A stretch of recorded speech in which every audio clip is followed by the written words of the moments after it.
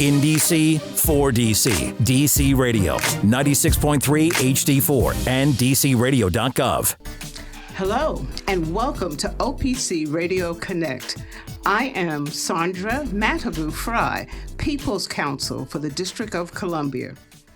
Our mission at OPC is to advocate on behalf of the District of Columbia utility consumers to ensure that utilities provide safe, reliable, affordable, and environmentally sustainable utility service.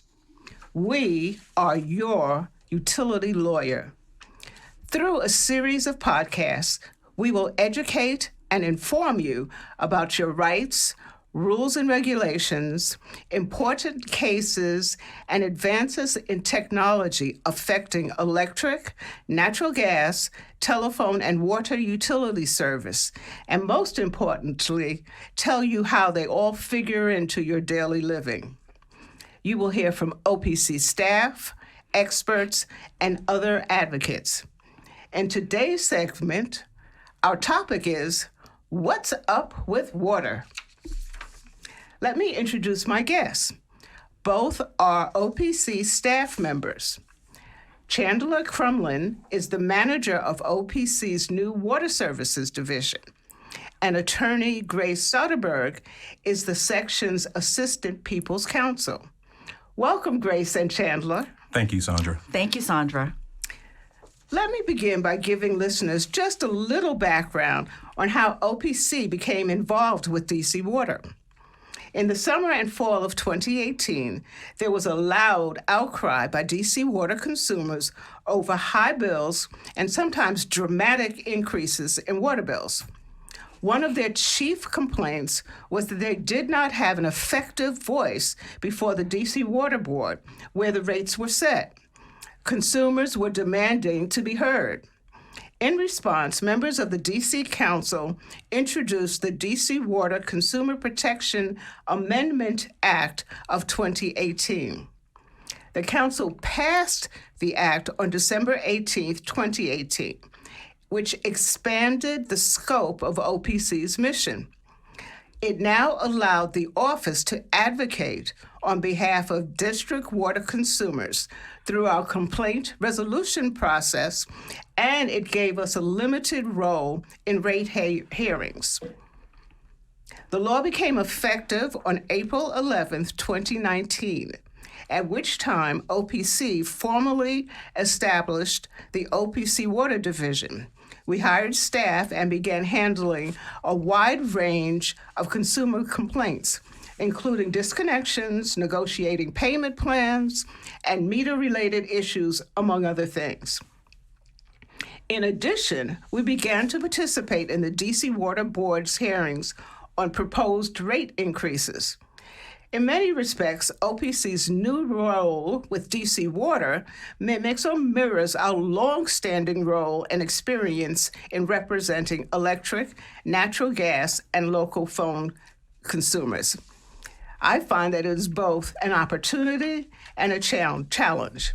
Chandler, let's start with you. What is your role as the manager of the new division? Please share with our listeners how OPC is carrying out its new responsibilities. I oversee the day-to-day operations of the Water Services Division within the Office of the People's Counsel. Since the Council legislation establishing our Water Services Division was approved by Congress in April 11, 2019, we've been granted limited oversight over DC Water. I do want to take a moment and say thank you. Like, part of my job was already done before I started, so I just want to say thank you, Sandra. And what I'm talking about is basically one of our major roles is to make sure that we know the areas in which we're speaking to when we're helping consumers. So our first task was to make sure that we know the laws and regulations by which DC Water is run. So that was one of our first first steps that we took to make sure that we're serving our consumers, and that was already in place when we came to OPC. That OPC had worked with the Department of Energy and the Environment and also DC Water to create a consumer bill of rights specifically for water consumers. That was an important aspect of preparing for the new division. Yes, and I thank you for it. For years, consumers have wanted an advocate to help with their water issues. Now we can assist with all water consumers in the district by providing a results-driven customer service experience. Upon our inception, we wanted to get the word out that OPC can help resolve water issues for DC water consumers. We launched a multi-pronged marketing campaign to get the word out. Some of our strategies included billboard advertisements that appeared on metro buses and rails throughout the DMV, along with radio ads and on some of the most popular stations in our area. Lastly, we hit the ground running. Literally, the community outreach specialists attended local meetings and outreach functions throughout the district. In each ward, so far, we've seen positive feedback from our efforts, and I cannot wait to see the great results that we'll have this year. Well, thank you. You're doing a great job. Grace, as Assistant People's Counsel for the Water Services Division, you are an attorney. Why is there a need for an attorney in the new division? Well, as you noted, there is a new law that we now have statutory representation of DC water ratepayers and consumers. So we are the statutory advocate for those consumers. So we are your utility lawyer for water consumers, the same way we have been the utility lawyer for DC consumers for energy services as well for over 40 years. So what does the statutory authority mean for DC water consumers? So now OPC can represent them in rulemakings that affect all their interests. So we did that in 2019. We represented them in 2 key rulemakings. We participated in public comments and also provided oral testimony in public hearings.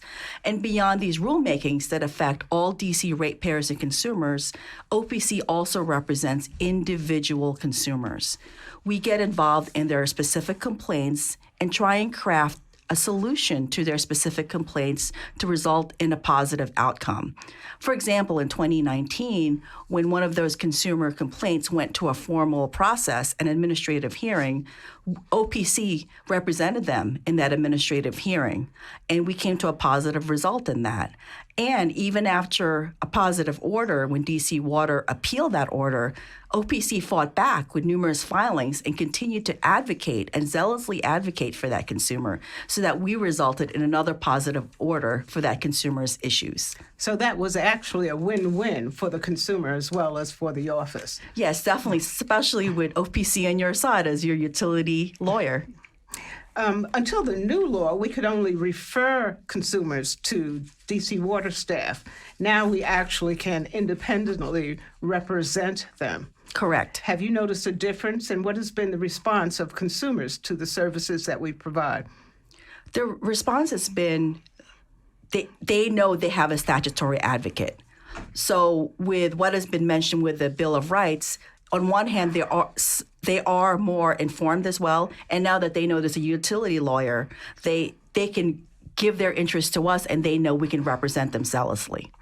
Chandler, when a DC consumer calls asking for help because they've received either a disconnection notice or they have some question about a leak, what do we do? What action does OPC take? Well, first, I just want to take a step back and state, like I mentioned earlier, is that with preparation, that one of the first things that we did when we were launched in April of 2019 is that our primary focus was definitely on customer service. And so we have to take a step back and realize the consumers that are contacting us at the office. And typically those are consumers who are in dire situations or extremely frustrated with their situations. Whenever you're dealing with a customer who is about to be disconnected or has been disconnected, you have to approach that with care and understanding to know where that consumer is coming from.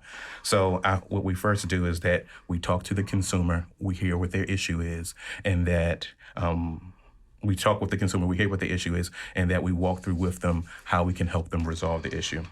Often when a consumer reaches out to their service may be facing disconnection, or it may already be off. They may be facing a bill too high to pay, or that one that there certainly is an error, such as a high bill like you spoke to earlier.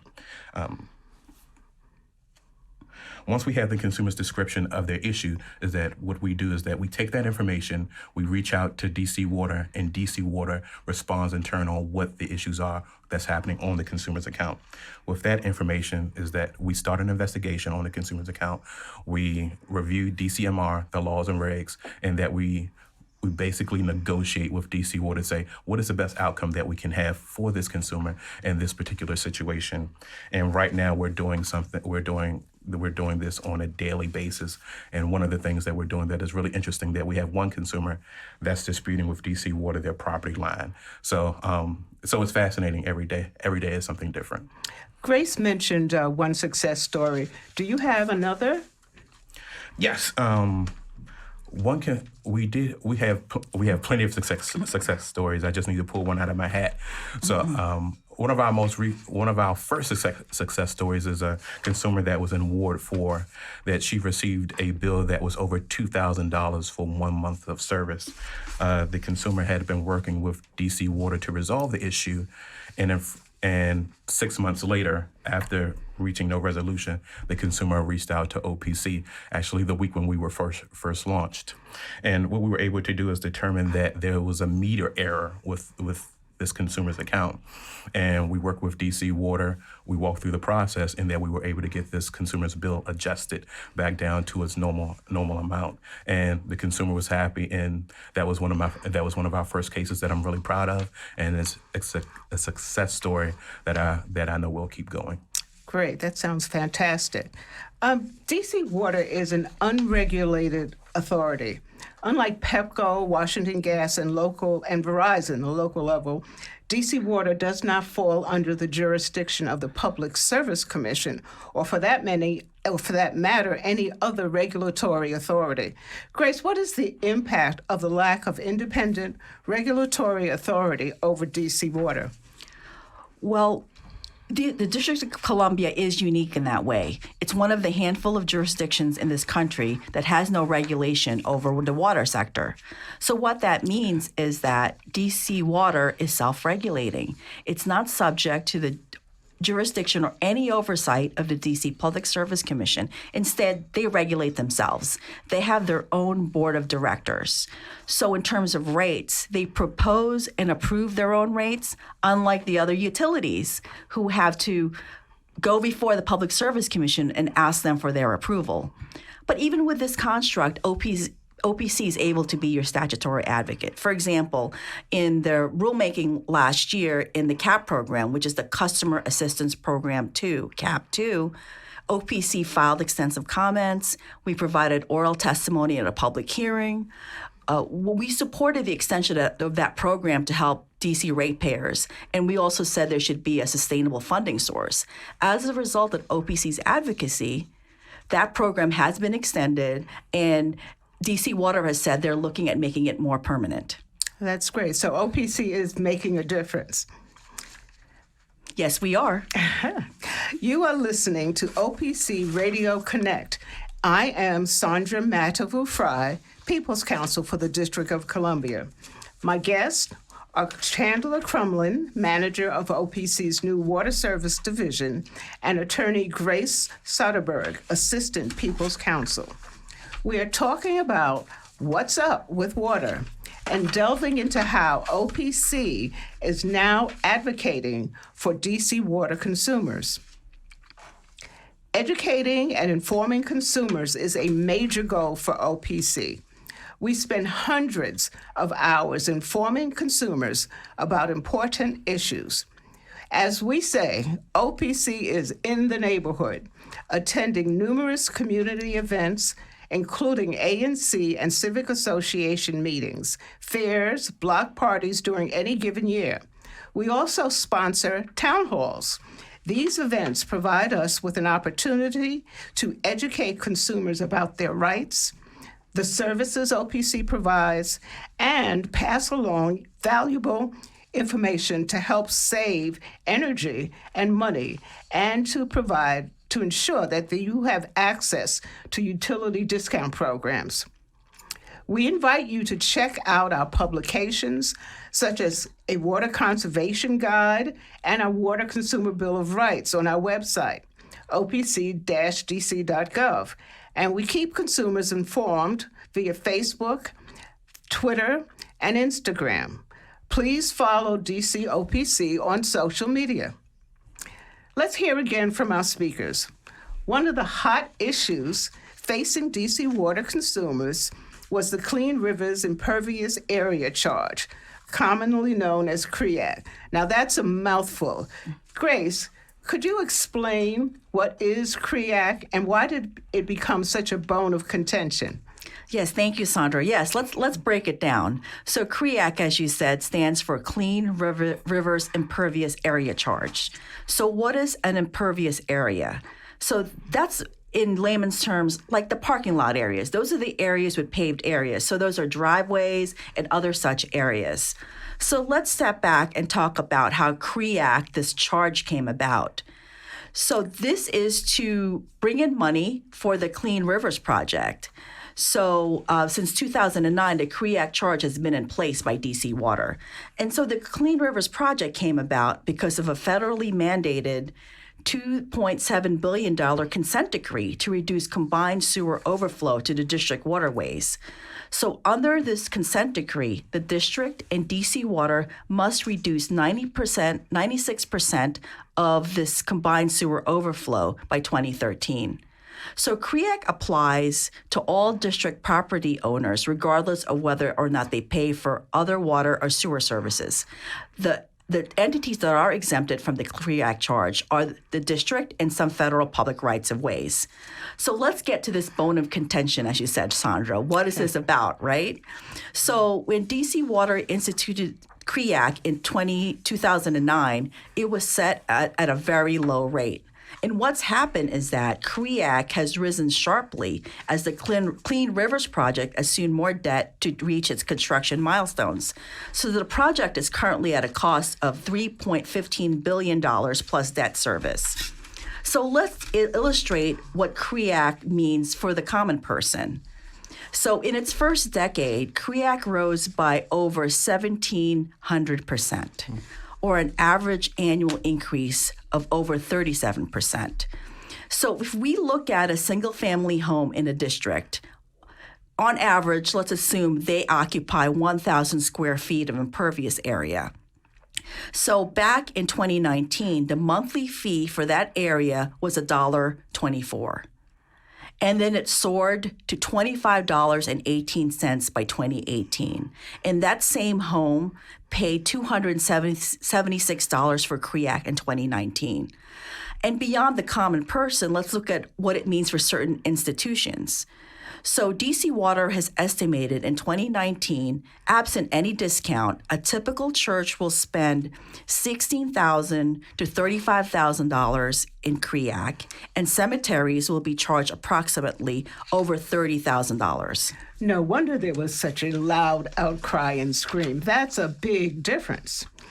Certainly is, and good thing that OPC now can represent you. Chandler, there are customer assistance programs to help ratepayers struggling with high water bills, including CREAC. Can you tell us a little about them? Yes, the Customer Assistance Program, better known as CAP, is a multi-level program which allows consumers to save money on their water bills. CAP is designed to offset fees associated with CREAC. There are multiple levels of CAP depending on the eligibility. CAP 1 is the first tier of the program with an average savings of around $65 per month. The next tier is CAP 2, which provides a monthly average savings of around $45 a month. CAP 3 is the last tier of the program, which saves consumers 75% on their CREAC fee, which averages out to be $15 a month. The CAP is a benefit for those consumers who feel the burden of paying water bills they cannot afford. It is vital that eligible consumers apply for assistance to lower their bills. So far, participation in the from residential consumers has been better than last year. It was extremely low last year, but it has increased this year. But for the nonprofits that are included in this program as well, that is even lower in the nonprofit arena. Eligible consumers need to apply because if no one applies, eventually the funds will shrink while the cost for the CREAC fee will continually go up over the coming years. Do you have a sense of why the participation level is so low?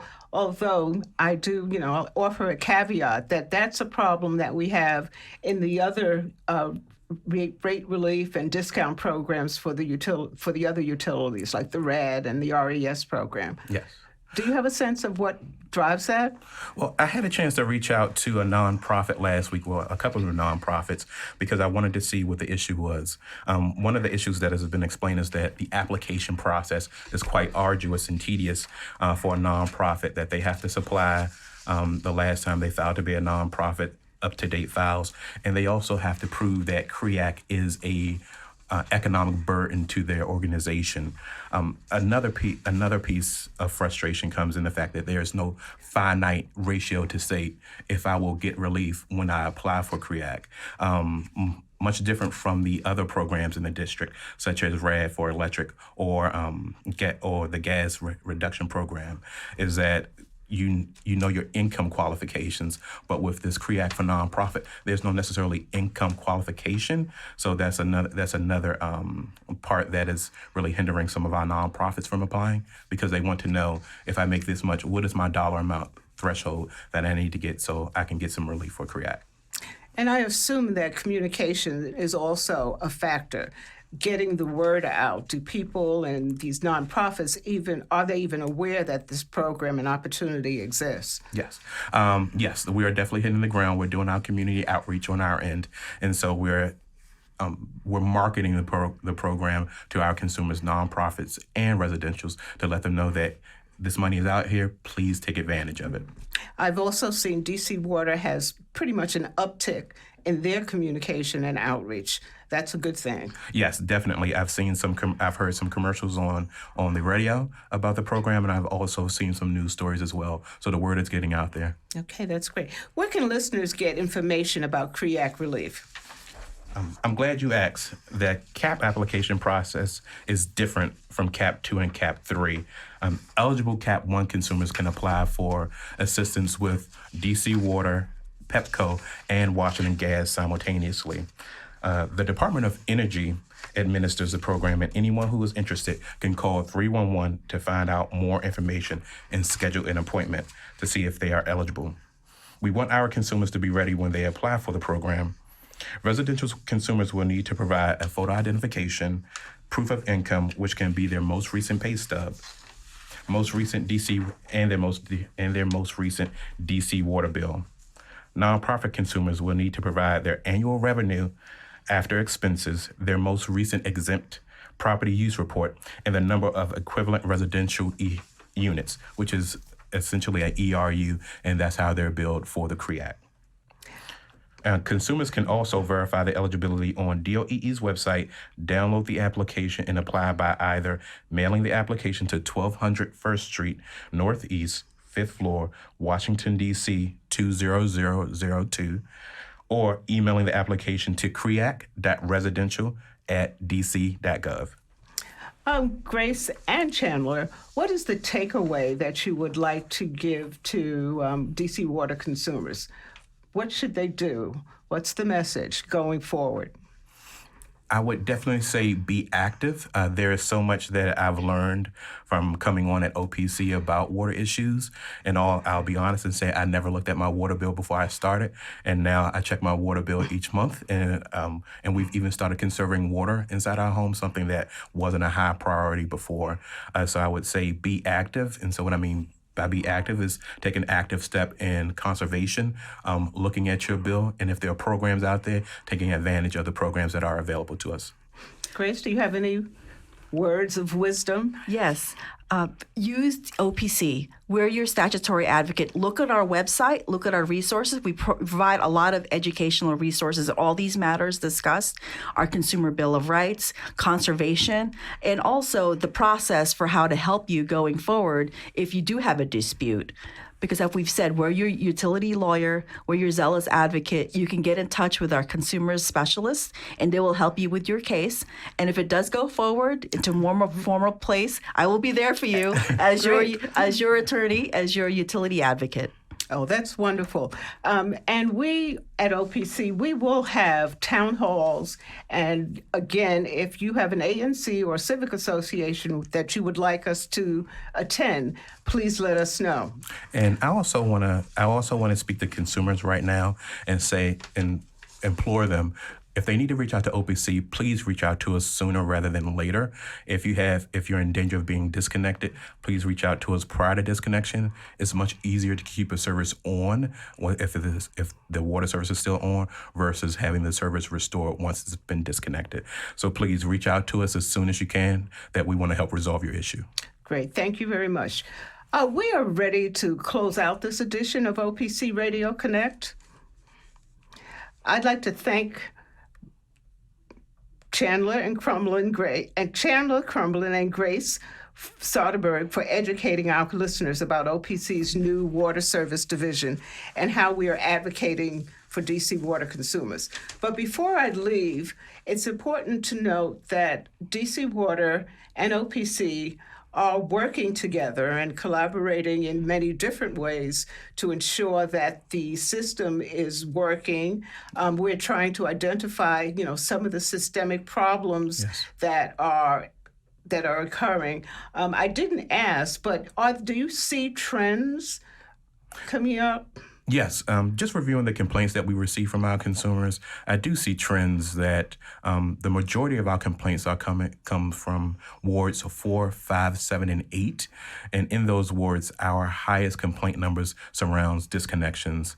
Typically consumers that are disconnected or consumers who are about to be disconnected because they have a disconnection notice. So again, those are those consumers that should reach out to us.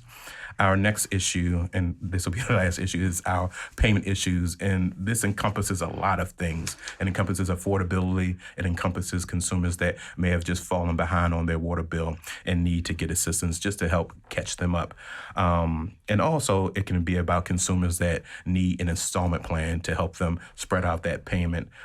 One of the issues that we're working on right now is we're helping out a Ward 7 consumer who received a $4,000 bill for 2 months. We don't believe this bill is right, but for the time being, we are getting this consumer an installment plan. Their original installment plan was for 3 months for $4,000, which is really atrocious. So right now, we're going to get that extended and spread that out a little bit longer and come out victorious for this consumer.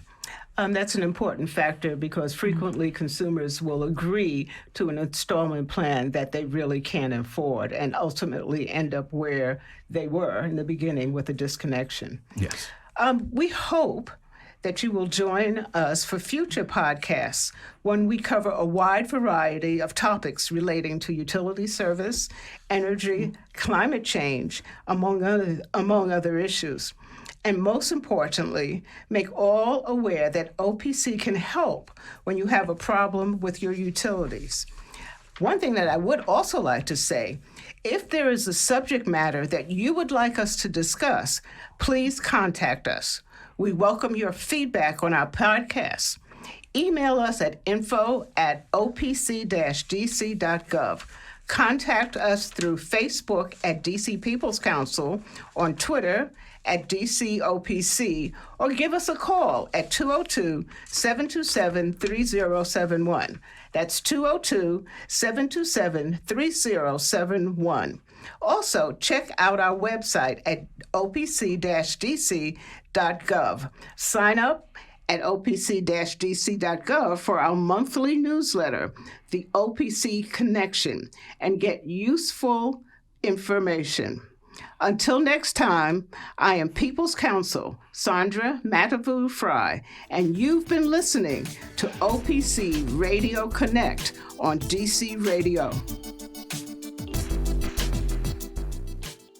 In DC, for DC, DC Radio, 96.3 HD4, and DCRadio.gov.